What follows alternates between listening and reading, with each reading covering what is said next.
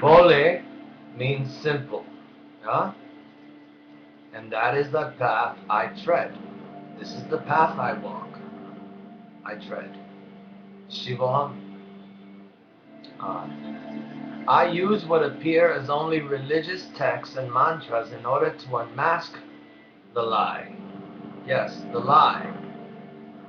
That these teachings were never originally meant as religions, soul-enslaving chains,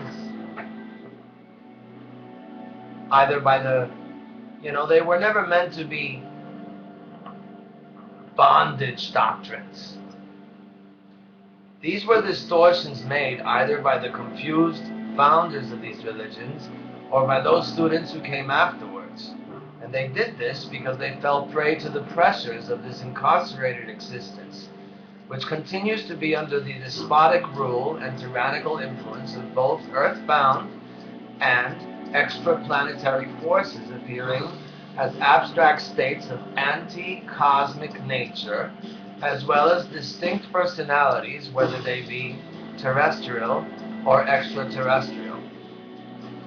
Although many still think that the name word God is the only term which represents the one and only cosmic being, the Creator, the Almighty, the all-knowing and all-loving one, the fact is that the name God is itself only one name among the literally endless names that exist for our cosmic being. The cultures of Judaism, Christianity, and Islam are very proud of being monotheists, describing the theory that there is only one God, or that such a God can only be known by one name. Such an attitude is nothing but snobbish elitism. Religion. Any and all of the cultures found within mankind which claim to have the one and only true God are by their very nature lying and hypocritical businesses and or greedy industrial cultures. Nowadays, and currently leading the pack of such ideologies which are actually blaspheming our sacred Mahashakti, are Orthodox Judaism, Christianity, and Islam. Their attributes are, they sacrifice animals by subduing and dominating them, then slaughtering them. And though there is a very ancient and originally sacred purpose behind such practices, they have been thoroughly distorted.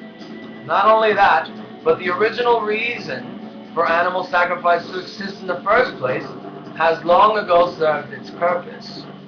It was initiated in order to teach truly barbarian people how to show respect for the lives that they were already recklessly taking. They subdue and dominate other humans as well. All three cultures accept slavery as a divinely sanctioned institution. Additionally, cultures such as these practice subjugation of woman's cosmically innate morale and Mother Nature-given self-worth, thereby producing all sorts of psychic imbalances as well as rampant social circle pathologies.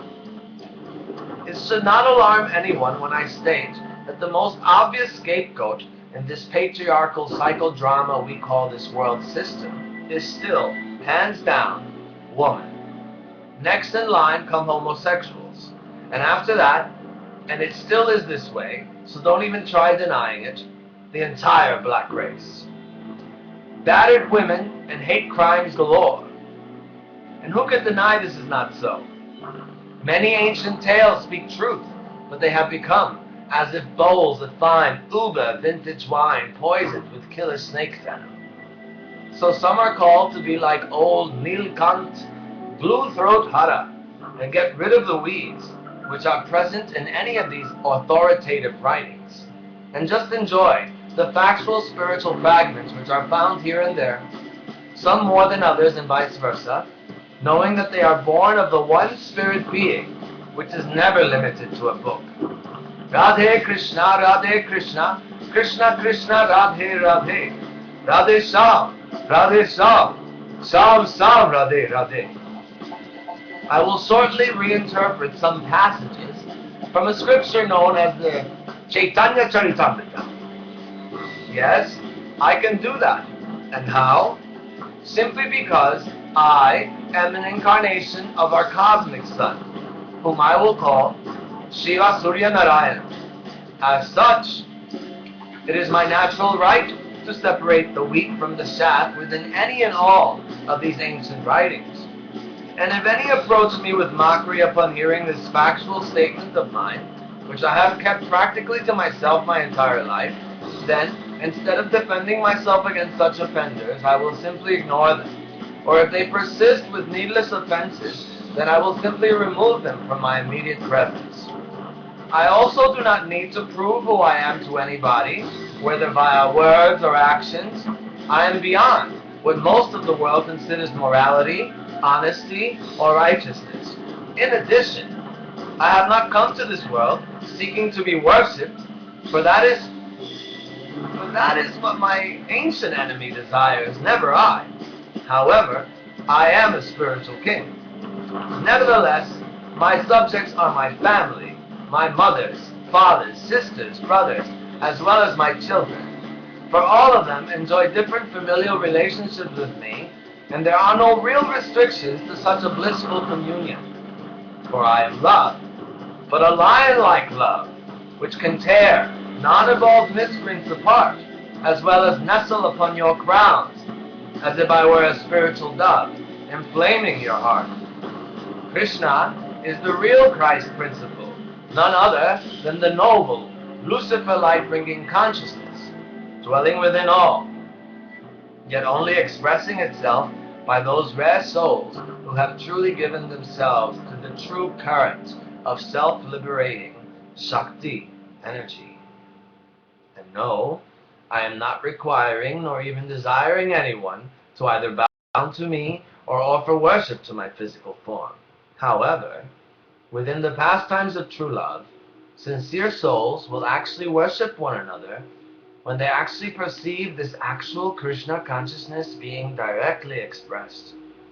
So then, if I am worshipped because of true love, then I will naturally respond by genuinely worshipping such a rare soul. In fact, I will sometimes worship such a soul without even being worshipped by him or her. Be that as it may, I still say that worship stems from a very elementary level of understanding. It exists, when properly executed, as both a teaching and a learning device. Nothing more, nothing less. Because really, what it is all about, we already know, but we are so stubborn. It is all about love, true love. Which brings me to my next point. But let us first understand a certain term, namely, Krishna Chittatva. Krishna. The name Krishna not only means the black one, but it also means that which draws all things and beings to him, her. When seen in this light, then Krishna is another name for what I will call cosmic soul. And this cosmic soul is not limited to being solely expressed by my immediate person. I mean, that's pretty obvious to me. So then, Krishna also can be an archetype for what I will call Godhead consciousness. Chit, Chit, Chit. This word is Chaitanya. This word is Chitta. This word is Chaitan. This word means consciousness, the ever-present yet silent witness. And Tattva simply means category. And what is the category? Well, I will start with the basic definition, then expound further on how this word applies within the context in which I am using it here, namely Krishna Chittattva. It is a class, a division, and or a general classification, thus freely allowing for an infinitely expanding array of uniquely blossoming transcendental expressions appearing upon the stage of immanent existence. In plainer words, this type of all-attractive consciousness, Krishna Chaitanya, is the very nature of one's eternal soul. So then, and though it is not a cheap thing, because it is totally priceless, this, it's not cheap. That is the actual meaning of Krishna consciousness. Well, it apparently has a double meaning, but this apparent duality is merely a loving appearance, just so the pastimes of true love may be enacted. Just see, at first, the lover pines for his or her beloved, yes? Both relishing the blissful association with the beloved one, as well as eventually savoring the sweet pangs of separation from one's eternal beloved. Then, at some Bindu point, one begins to see Krishna everywhere.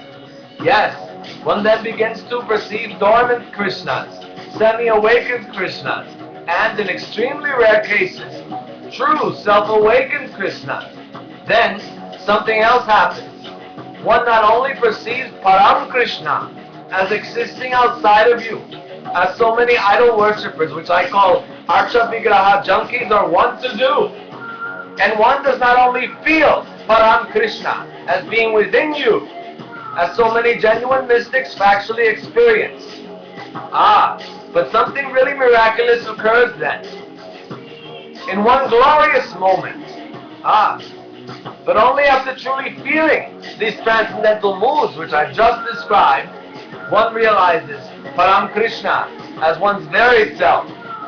This is when the materialistic demarcating borders, which doggedly try to separate the lover from his or her beloved, vanish, thus revealing themselves to be nothing more than the illusions that they always were. And this be the real meaning behind Ardhanarishwara, yes, the androgynously coupled form of Godhead, as well as the true significance behind a certain Gauranga Chaitanya Mahaprabhu, who was and is the very expression of both Radha and Krishna in one bodily frame. So then, what are the confidential reasons for this Krishna Chittattva to appear within this quarreling and hypocritical existence? Well, Param Krishna is thinking in the following manner. All the universe is filled with the conception of my majesty, but love is weakened by this sense of majesty, and so this does not satisfy me. If one regards me as the Supreme Lord, and himself as my servant and or slave, then not only do I not like this, but I am definitely not attracted by such a mere glory-seeking, boon-chasing state of mind. As such, I never respond, nor do I ever give my true self to such a false love. In fact, not only do I purposely ignore such that call me, or any of my endless names in such a manner, but I also am never controlled by such ostentatious trumpet calls. My cosmic soul is the very innermost heart of both the material and spiritual universes, which are only perceived as being two different realms of experience due to a lack of direct realization of who and what I truly and mystically embody and personify. I respond to genuine love by whatever and whichever mood it is expressed. Such are my true devotees, who needn't even label themselves as such. I reciprocate with truly loving souls, wherever they may be, whoever they are. For I look at the heart, not necessarily the external acts. Anyway, such is my eternal nature, which is shameless and fearless love. One cannot freeze the fearless incarnations of Godhead by confining them to either an idol, a drawing, a mental image, or some event, no matter how glorious, which happened in some faraway past, that is supposed to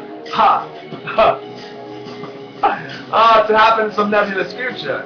In this wise, I am reminded of a story about Gauranga and Nitai Avadut, who graced this planet 500 years ago or so. And Sachi Ma, Gauranga's mother, once had a dream, you see. Sachi had a dream that Krishna and Balaram were sitting on a throne, and Nityananda was fighting with Balaram. You come down from your throne. It is no longer your time.